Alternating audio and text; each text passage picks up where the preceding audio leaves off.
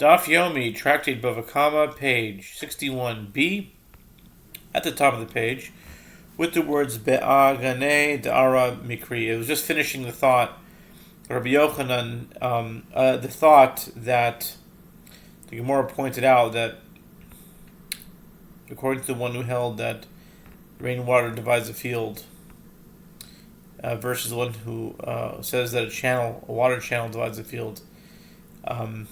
So these words on the top are simply called pools of the land. They're not considered significant to divide the field. Okay.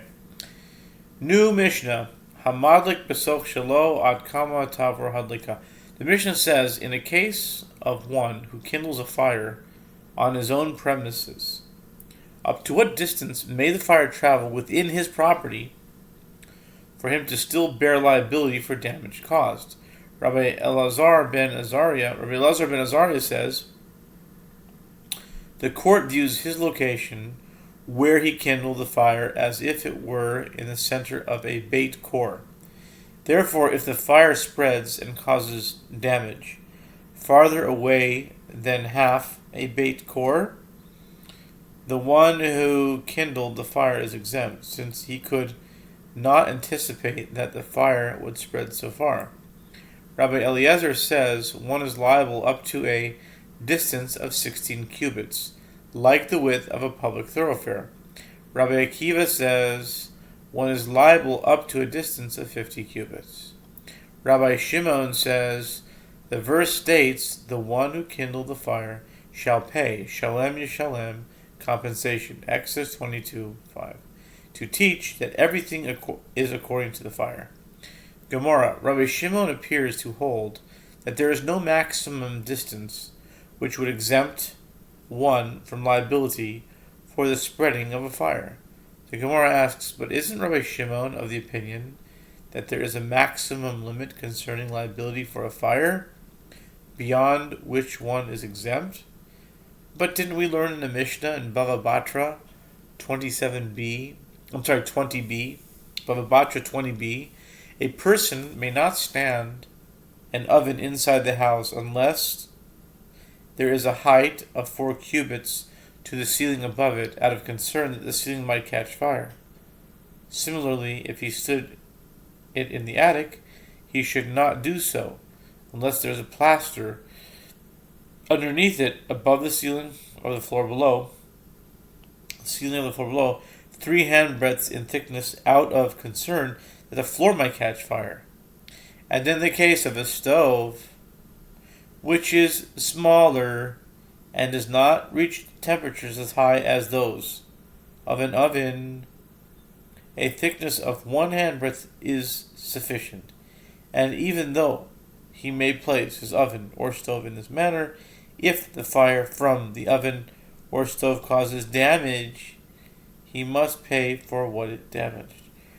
Rabbi Shimon, the Mishnah continues, Rabbi Shimon says, these measurements were stated only to teach that if the fire from the oven or stove causes damage after the owner takes these precautions, he is exempt from paying compensation. Evidently, Rabbi Shimon does have a maximum distance beyond which one is not liable for fire. Rav Nachman says that Rabbi Bar Avu says, this is how Rabbi Shimon's statement in the Mishnah should be understood. Everything is according to the height of the fire he initially kindled. If it was a small fire, he is not liable to pay for damage caused by it, if it were traveled far, whereas if he started a large fire, he is liable even if it traveled a great distance. Rav Yosef says that Rav Yehuda says, that Shmuel says, the halacha is in accordance with the opinion of Rabbi Shimon. And so Rabbi Nachman says that Shmuel says, the halacha is in accordance with the opinion of Rabbi Shimon. New Mishnah. Hamadlik es agadish v'hayibo kelim medalku. Rabbi Yehuda omer mash b'tocho v'chamorim eino mishalam el agadish shel chitin o shel seorin. With regard to one who kindles a stack of wheat or barley, there were vessels concealed inside the stack, and they caught fire and burned together with the stack. Rabbi Yehuda says the one who kindled the fire also pays compensation for what was inside the stack. But the rabbis say he pays compensation only for the stack of wheat or barley, as the case may be, and he is not responsible for that which was concealed within it. If there was a goat tied to the stack of grain, and there was a Canaanite slave nearby who was not tied to it, and both the goat and the slave were burned together with the stack and kindled, the one who kindled the fire is liable to pay compensation for both. Conversely, if the slave was tied to the stack, and there was a goat nearby that was not tied to it, and they were both burned together with it, the one who kindled the fire is exempt from payment for damage because he is liable to receive capital punishment for murder, and he is punished only for the greater transgression. We call this kamlin midrava v'nei.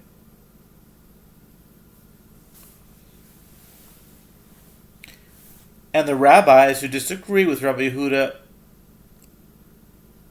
and exempt one from payment for vessels concealed inside the stack of the field concede to Rabbi Yehuda that if one sets fire to a building, he pays compensation for everything that was burned inside, since it is a normal way of people to place items in houses. Gemara, Rav Kahana says, this dispute between the rabbis and Rabbi Yehuda concerning vessels concealed in a stack is referring specifically to a case where one kindled a fire on his own premises, and the fire spread and consumed the stack on another's property. In that case, Rabbi Yehuda deems the one who kindled the fire liable for damage to concealed articles damaged by a fire, but the rabbis exempt him. But in a case of one who kindles a fire on another's premises, all agree that he pays compensation for everything that is contained within it. Rava said to him, if so, that the rabbis concede to Rabbi Yehuda in the case of one who kindles the fire on the premises of another, then rather than teaching the latter clause that states the rabbis concede to Rabbi Yehuda that if one sets fire to a building, he pays compensation for everything that was burned inside, since it is the normal way of people to place items in houses, let the Tana instead distinguish and teach that the concession of the rabbis in the general context of the same case of one setting fire to a stack. In what case is this statement said? It is said in a case where he kindled the fire on his own premises, and it spread and consumed a stack on the premises of another. But if he kindled the fire on open property belonging to another, all agree that he pays compensation for everything that was contained within it. Since the Mishnah is not worded in this manner, it seems that it is not the opinion of the rabbis. Rather, Rava said that the rabbis and Rabbi Yehuda disagree with regard to two issues. They disagree with regard to the case of one who kindles a fire on his own premises, and then it spreads and consumes a stack on property belonging to another, as Rabbi Yehuda deems him liable, even for a concealed article damaged by a fire. But the rabbis hold he is not liable, and they disagree also in the case of one who kindles a fire on premises belonging to another, as Rabbi Yehuda holds, that he must pay compensation for everything within it, even a purse of money if it was concealed within the stack. But the rabbis hold that it is only up to four vessels that are only for four vessels that are typically concealed inside a stack, such as the threshing tools or yokes for cattle, that he must pay compensation. But for vessels or other items that are not typically concealed inside a stack, he is not liable to pay compensation. Tana Rabbanan, sages taught with regard to one who kindles a stack, and there were vessels inside it that were burned. Rabbi Yehuda says the one who kindled the fire pays compensation for everything that was inside it. But the rabbis say he pays compensation only for the value of a stack of wheat or a stack of barley, and he does not pay compensation for the vessels. and the court views the place where the vessels were as if it were filled with grain, and calculates the amount of compensation accordingly.